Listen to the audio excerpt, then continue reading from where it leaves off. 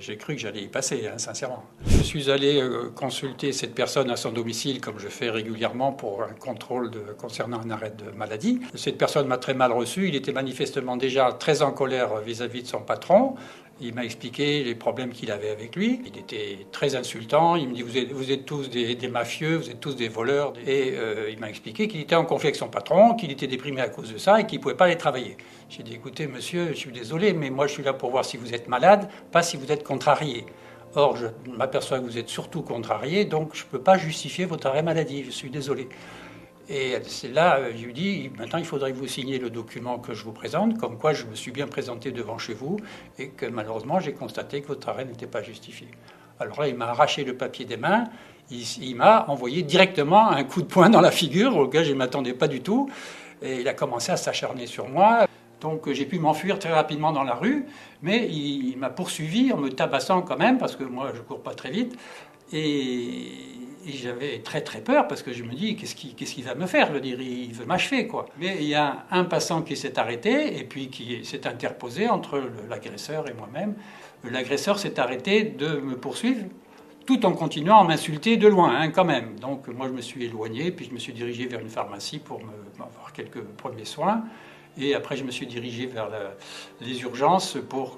on m'a fait 7 points quand même, puis me remettre un peu de mes émotions. Et là, j'étais extrêmement surpris, puis vraiment traumatisé, parce que je veux dire, se recevoir des coups tout d'un coup comme ça, alors que vous expliquez gentiment quelque chose à quelqu'un, c'est quand même trop traumatisant. Puis en plus, j'ai eu très très peur, parce que vu l'acharnement, puis les insultes qu'il proférait sur moi, il voulait me détruire, cet homme-là, c'est évident. Il était dans une rage absolue. J'ai été bien sonné quand même, j'ai cru que j'allais y passer, sincèrement. Moi, physiquement, ça va mieux. Bon, je fais un peu des courbatures un peu partout. Je passe des mauvaises nuits parce que j'ai encore cette histoire qui me revient dans la tête quand j'essaie de dormir. J'ai un peu des maux de tête, bon, un peu mal dans le dos. Mais ça va, globalement, je peux continuer à faire mes consultations. C'est la première fois que je suis agressé physiquement. J'ai parfois eu des personnes qui me recevaient mal ou qui m'insultaient parfois même, n'étant pas contents que je constate que leur arrêt n'était pas justifié.